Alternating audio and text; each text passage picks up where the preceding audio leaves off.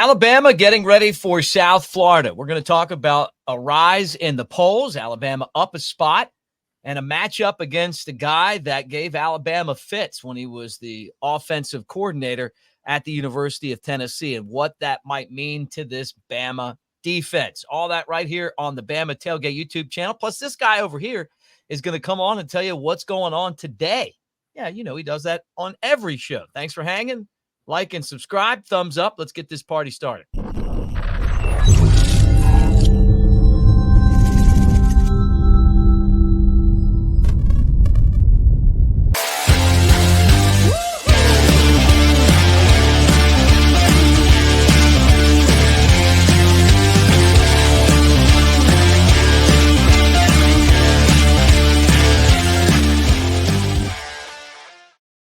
All right, roll tide, everybody, with big, sexy Elmo. You know him as Brett Elmore. I'm Mick Gillespie, at Brett Elmore Show, at Broadcaster Mick. And good to see you this morning, my friend. Lots to talk about. Bama up to number 4 right now after a 70. I keep saying 70. I wanted it to be a 70, but it was really 63-0 win. Would it have mattered if it was 73-0? Would it have even mattered? No. 63 points for 63 County. How about that? Yeah, that's Tuscaloosa County, okay. 63 County, right? Well, look at the polls now. The AP and the coaches poll are out. Georgia, numero uno, then Ohio State, then Texas, then the University of Alabama up 1 spot. Notre Dame up to 5 in the AP poll. They love the Irish in the AP. Remembering what they once were. And then Ole Miss, number 5. And they absolutely clubbed Furman. It was like they did get into the 70s in their win. Yeah. Yeah, notice how the coaches, they do not have a lot of love for Notre Dame. You notice that? They're at 7th in the coaches poll, 5th in the AP poll. And I tend to agree. I would put Ole Miss ahead of Notre Dame. It's weird that, this is the first year since I can remember that Alabama doesn't play Ole Miss.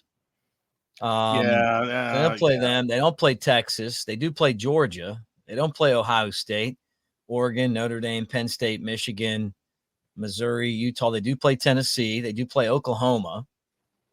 Play Missouri. Yeah. Oh, yeah. Where's Missouri? Oh, yeah. I skipped Missouri. They do play Missouri. I think Missouri's overrated. You are so against Missouri. I'm so not into them. I just don't. They do play LSU, and that's it. Yeah, until it comes playoff time. Yep, and then they could play some of these teams in the playoff. Florida State lost again, so I guess they're out of it, right? I mean, is it 2 losses to 2 bad teams get you kicked out, even with the playoff? Well, yeah. Too bad, so sad. You suck. You're terrible. That's a bad football team. Doesn't break my heart one bit. We open up with Florida State next year. Mm-hmm. They'll get that ass handed to them again. All that talking they did too, Yeah. I mean, that's what I don't like. I mean, look, I don't mean to come out here with guns blazing, but I'm just saying. I don't like Florida State. Yeah, well, I just don't. They'll be on the schedule next year, but after that incredible run, they're 0-3 now after not getting into the playoff. No, it's gonna be, But boy, that that Florida State game's looking to be a barn burner, isn't it? Mm-hmm. Well, Florida's who would have ever thought that Florida and Florida State would be this bad? Yeah, I mean. Continually bad, and continuously bad. Who gets fired first? Norvell's not getting fired, so you don't think so? No. He'll get it figured out. But Napier's going to get fired just because they're going to get restless when they win like 3 games this year. Who cares about how tough the schedule is? They're going to want him out. Oh yeah, they'll be after his head. They're probably already after his head, but anyway, that's neither here nor there. We're here to talk about Bama and the 4th best team of the nation as of this week. And I don't know, Mick. I was looking at the ball game coming up, South Florida, not a bad football team. And I wanted to kind of pose a question to you. And we saw it last week, a little bit of tempo from the opposing offense. But South Florida is going to run this tempo a little bit better. Alex Golesh, he was the offensive coordinator you mentioned in the open at Tennessee when they broke the streak against Alabama. And then he was the head coach at USF last year when, if you remember, we were tied in Tampa at 3 apiece at the half. Mm-hmm. Yeah. Yeah. And now, so they're making a return trip and they're bringing back this high-powered offense.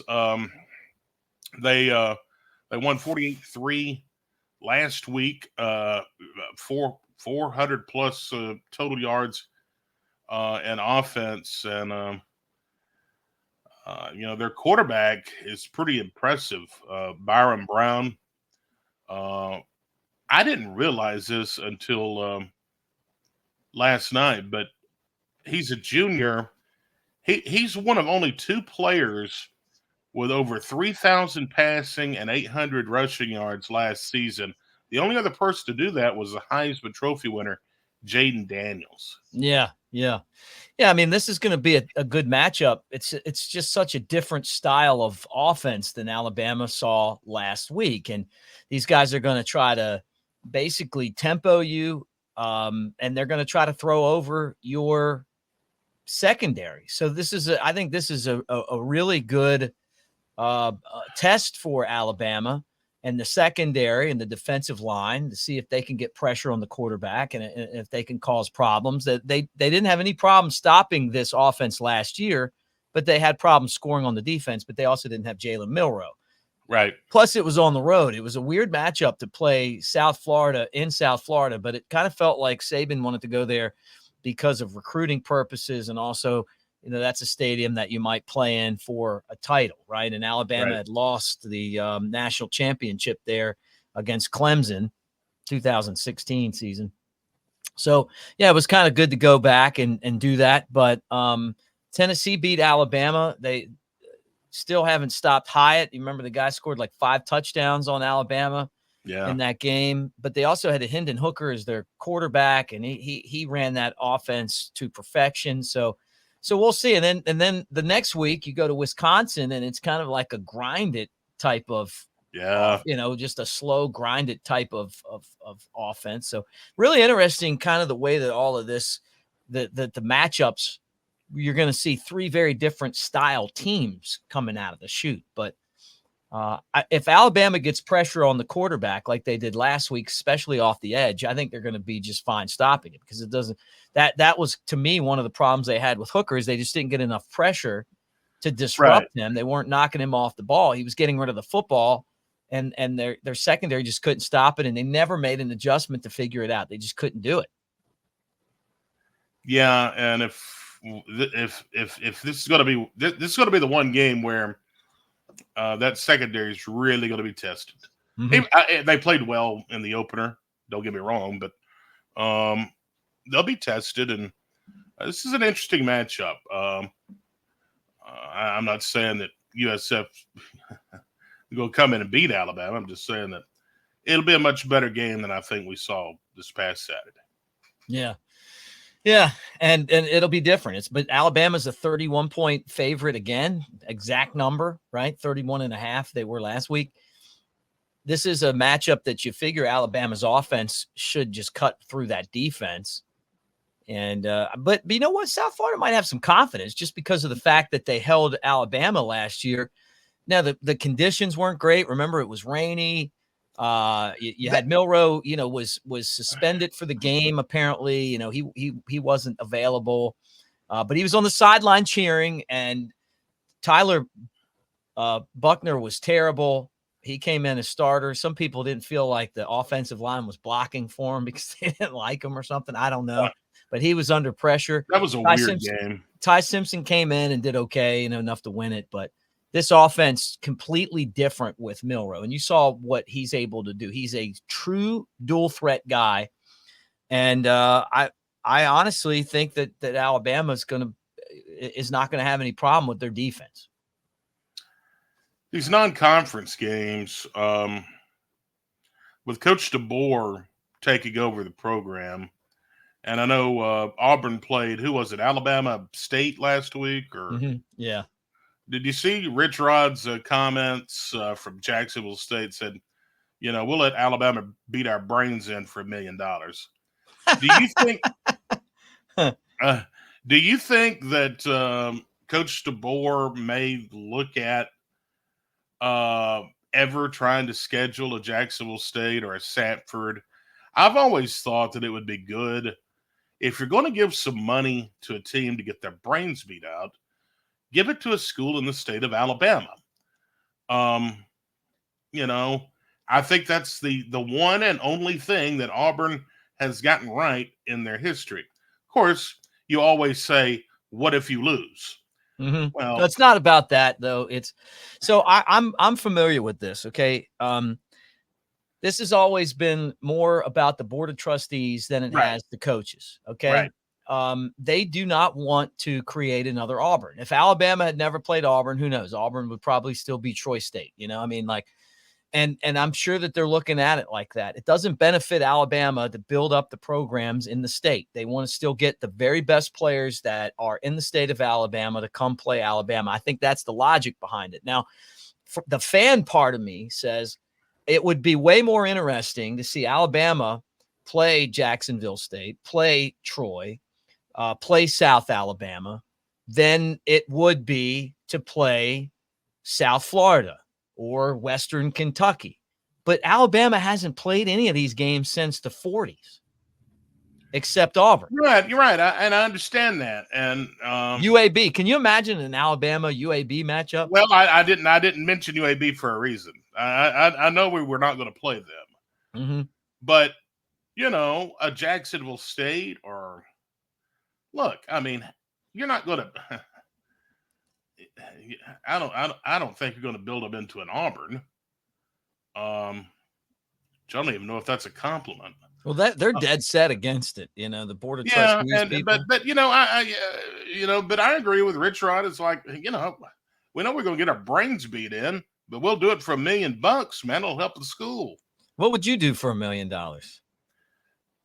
Man, I tell you what, this program's not long enough. I'd do anything for $1 million now. I'm telling you. There's a few things I probably wouldn't do, but I don't know. I'd be tempted on everything. It'd be funny. What the next show? What big sexy Elmo would do for $1 million? Yeah, Auburn's played all of these teams. Like they really have. And but I don't ever look at it. And look, I'm just being honest. Auburn isn't on the caliber of Alabama. I mean, they're a top. They're a top 25 program, and I'm not putting them down for that. But it's still not Alabama. But if they played some of these in-state schools, it would not bother me in the least bit. I think it would be pretty exciting. It would make it a lot more of an event if they were playing South Alabama. If they were playing Sanford. Well, I mean, let's not go there. But I mean, maybe Troy or Jacksonville State or something. What's wrong with Sanford? I mean, that'd be like a little league team compared to them. Sanford plays. Do they even have football? What? Do they have football? Are you kidding me? Like, because they had that game. Was it them that hung in there with Florida State, or did they? Yeah. They almost beat some big boy one time. Yeah. Okay. Nah. Okay. Well.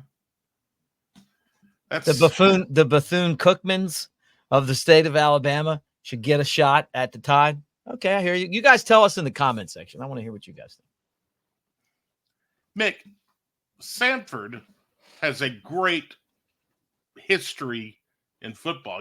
That's where Bobby Bowden came from. I know. I'm just kidding.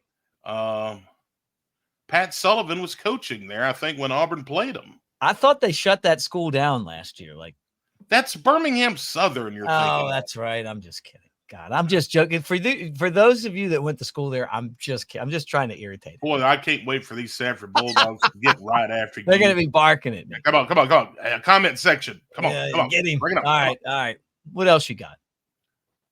Oh, that's it. Okay. All right. Well, look. Matchups. Oh, no. I know what I've got. You owe somebody an apology, big boy. Okay. The New Wave Takeover podcast. You said that you would give them some insight and direction. Over 10,000 followers in one day. Oh, well, of course, man. I mean, they have. Holy smokes! They have the platform, though, man. I mean, Ryan Williams scored 2 touchdowns in his first game, and Jalen Mbakwe was he played. I mean, like, I love those guys. How was the podcast, though? How was it? Was it good? I haven't listened to it. On track to become the nation's fastest growing football podcast. Wow, that's crazy. Well, good for those guys, man. We'll have to hear it and see what it sounds like. I haven't heard it, but I haven't either. It's hard to do it. It's hard to get on there and entertain people. I mean, we try to do it every day. Hopefully those kids can get out there and they're as good at podcasting as they are football because they can play some football. Oh, you got that right. Okay. All right. Well, look, when this is the part of the show where I tell you guys we're brought to you by our friends at Pearl River Resort over in Philadelphia, Mississippi. And right now is the time to swing over there to Dancing Rabbit Golf Course. Temperatures are starting to cool down. You can play Dancing Rabbit if you go to the Golden Moon Casino, the sports book. Put $50 down in the sports book. They'll give you that receipt. Go over there. You can play Dancing Rabbit for $40. That is a great deal. Give me 50 on Bama. 50 on Bama. He's going to take 50 on Bama. You guys can do the same thing. Those Silver Star and Golden Moon Casino, table games and slots. You got all the stuff that you would have at a Vegas casino. And it's right there in Philadelphia, Mississippi. Got some great acts coming in. 25 on red, 25 third, 12. So you got that's starting to mess me up here. I'm killing you right now. Gary Allen, they're going to be there celebrating 30 years. They're going to be performing. Rodney Carrington was there. Brett and I went to Boys to Men. He met and hung out with Gretchen Wilson, Big and Rich. But it's been a great summer going into the fall now. Awesome concerts as well at Pearl River Resort. So check it out for yourself. And we appreciate them. Also, right now, newlifeart.com, use the promo code Bama Tailgate, 19% off when you use that promo code because Bama's marching towards their 19th national championship. And no one's counting on them to do that this year, but I love it. I love it when they underestimate the Crimson Tide. All right, when we come back, Brett takes over the show.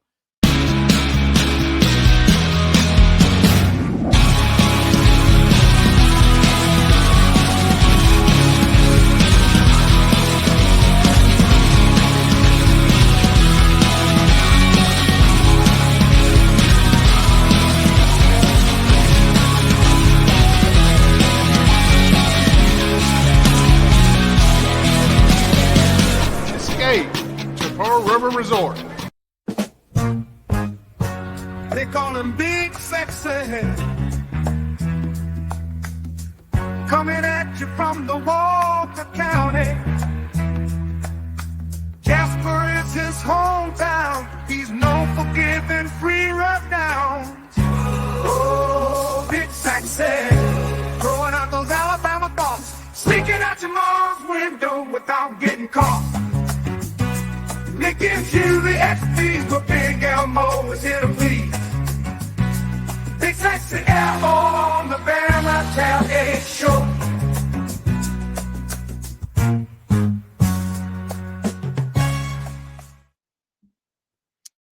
Oh, yes.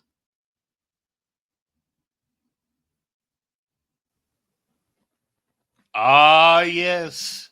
Here it is, Mick. There he is. Sorry. The 4th day of September. Let's take a look at the birthdays today. Kenneth Kimmons. He played on Coach, 83 today. I really enjoyed that show. My favorite teacher of all time was Mary Kimmons. No relations to him, but I remember him from Coach. Wasn't he the coach on Coach? No. He was one of the assistant coaches. He was the assistant, yeah. Yeah, I liked him. Yeah, Mary Kimmons. Without Mary Kimmons, I don't know where I'd be right now. You know, you have like really awesome teachers, and then she got married, changed her name. Don't know what happened to her, but I loved her. Isn't one of the assistants on that show? Isn't he the voice of Patrick on SpongeBob? Could be. I think so. The bald-headed one? Yeah. I can't remember. Anyway. They're just things that come to my mind. Actor Lawrence Hilton Jacobs, he was on Welcome Back, Kotter, 71 today. A guy that you will definitely... Mr. Carter, I'm a sweat hog. Brett and I are both sweat hogs. Is that what we are? Remember they were the sweat hogs? They were like special ed kids that were, Mr. Cotter was the special ed teacher, I think, right? Oh, I never watched. You didn't watch that show? I loved it, man. John Travolta, young John Travolta, and the curly haired guy. I do remember that now. They actually had toys from that, like, and like really? You'll be watching like and they're like, you watch like episodes of like those shows where the antique people are out and they'll find those toys. And I was like, man, I didn't even know they had like the Mr. Cotter play set. Like, so you could be like, you know, a class full of kids in special ed. You could just sit there and play with them. Wow. Entertainment. The 70s.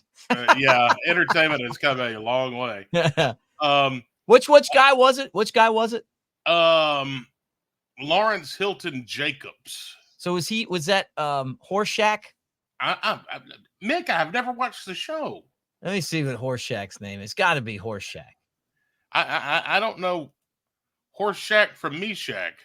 Oh, come on, Mr. Cotter. Did you know you didn't know Mr. Cotter? I mean, I know what he looks like and everything, but I never watched the show. I mean, I know it's a different guy. Yeah. Okay. Well, that was I don't know.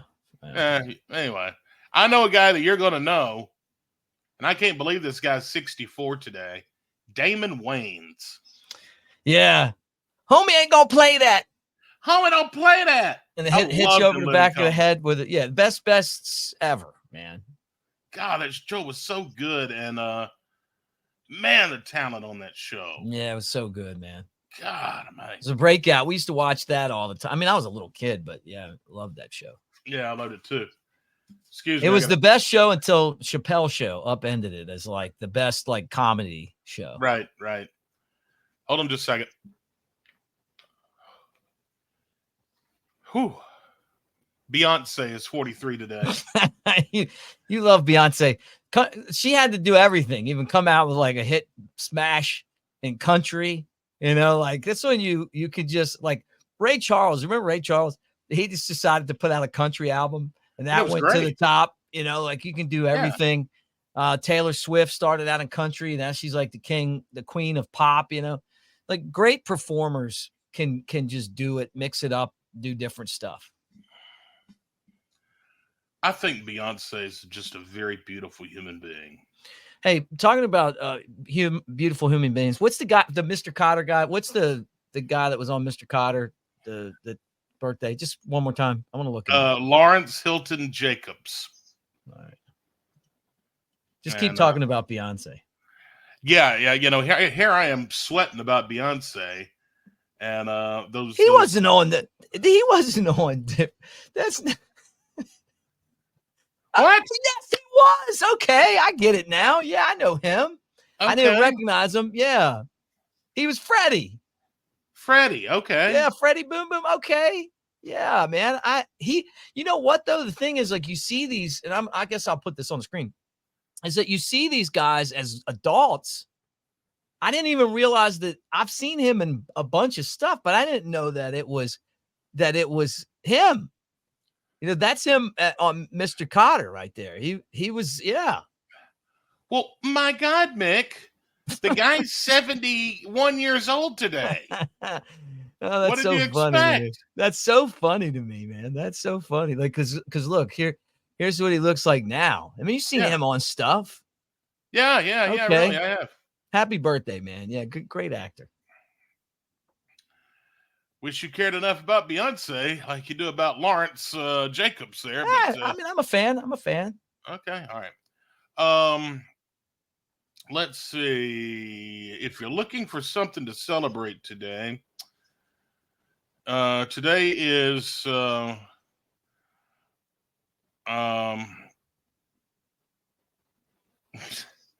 I really do no? Yeah, no, that's right. Okay, I thought I brought up the never mind. National Food Bank Day. If you got a food bank in your community, please support it. All right. Newspaper Carrier Day. I didn't even know they still had newspaper carriers. They don't. They don't even exist. But that was a job that I had when I was a kid. Really? But not for long. Yeah. Getting up at like 4 a.m. and running around and dropping newspapers off at people's houses for no money is just not the job for me. Right, yeah. And the reason why it's their day today is because in 1833, 10-year-old Barney Flaherty is hired as the first newspaper carrier by the New York Sun. You know, and that's it. What you did there is a curveball, because I thought you were going to say Barney Fife. But no, you didn't say Barney Fife. You said another Barney. But Barney Fife is the greatest Barney of all time. And I know there's Barney the dinosaur. Went to college with a guy named Barney. Like I've met some Barneys. I got a friend with a dog named Barney. Yeah, that's a great name for a dog. But Barney Fife was amazing. Grandparents used to make me watch Andy Griffith. I loved Barney. My parents and grandparents did not have to force me to watch Andy Griffith. Well, that's how I started on it, and then I loved it. Oh God, and it's still I'll still watch it today. I mean, it's just timeless. 1888. Let's go 1888. George Eastman receives a patent for his handheld roll film camera and registered his trademark called Kodak. Yeah, that's like a big thing. Like, I was out in East Tennessee, and like all that Eastman Kodak stuff's out there. Where they, I guess, process film and do all this other stuff. But yeah, it's pretty cool. What an invention. 1914, Babe Ruth hits his first home run.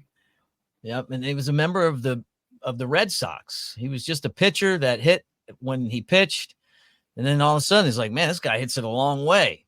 And then the Yankees were like, hey, I hear you Red Sox owner, you got a play going that you can't afford. Let me just give you some money for this Babe Ruth guy. And then the Yankees became the Yankees, and the Red Sox went like 80 years without a World Series. Elvis Presley appeared on the Grand Ole Opry this day, 1954. It's always, funny to like you hear about this, and then, but there was probably like some protesters because he shook his hips the wrong way or shook his hips the wrong way. Like he was like a guy that people loved, women loved him, and it seemed like he was kind of like in trouble a lot with kind of the law, just because he was just too seductive on stage. I can't even get any of the words right. Nobody's watching now. What do you mean nobody's watching? They want to hear about this. And let me tell you something. If those people back then would have seen what's on that stage now and today, they'd have a heart attack. They wouldn't like it. They wouldn't like it at all. 1961, hijacking airplanes is outlawed. I never knew it was legal. Mm-hmm. Yeah, what was it? B.D. Cooper that had a ransom and then parachuted out of a plane, and then they never found him. Yeah. Pretty cool. That's pretty cool. Gilligan's Island premiered on CBS this day, 1964. We were looking at the boat recently and realized like that boat couldn't have gone on a 3-hour tour because it just wasn't big enough. Like there's no chance that it could have gone far enough to get shipwrecked away from, you know what I'm saying? Like it's just not the type of boat you would have ever took out for that. So it was a prop. But then when you kind of know boats, you're like, oh, wait a second, man, this boat? No way. Would have never gone out that far. Who was your favorite, though? Who was your favorite cast member of Gilligan's Island? And you youngsters, if you didn't watch Gilligan's Island, good for you. No, I'm just kidding. That was a fun show. They got shipwrecked, and there was a guy named Gomer. No, that was a different show. That was Andy Griffith. Gilligan, yeah. It was Gilligan and the skipper, and then Marianne, and Ginger, Ginger. and Had the some Howls, good-looking girls on there. Yeah. the Professor. Had some rich people on there. Yeah. Yeah, Gilligan was my favorite. Gilligan was a big radio guy. Was he? And actually owned his own station out in California or somewhere. Nice. I was going to say Ginger. Or Marianne, either one of them. Okay. Let me ask you a little personal question. Okay. Which one, Ginger or Marianne? On that, what happens on that island stays on that island. Okay. So next, pal. You're no fun. You don't play the games right. Marianne for me. I like the pigtails. And let's see. Finally, let's go with 2018. The FBI announced they had recovered Dorothy's ruby red slippers from the Wizard of Oz, which was stolen 13 years earlier. Mm-hmm. Still, we've talked about it on here before. I mean, you know this, Brett. You start Dark Side of the Moon after the third lion, and you just let it roll. It's still one of the great movies of all time. I wouldn't mind going and watching that in the Sphere in Vegas. That would be a fun time to like sit in there and watch that movie all over the place in there. Yeah. It's still kind of scary. I'm not surprised how much of those things. Them flying monkeys would come right after you, Mick. He's scary. I wonder how much those ruby slippers were. I mean, they're not real ruby, but just as a prop, they've got to be one of the most famous props in movie history. I mean, everybody knows that the ruby red slippers get you home. I mean, so that's right. We're not in Kansas anymore, Toto. Anyway, that's a look at this day in history. Roll Tide, guys. Have a great day.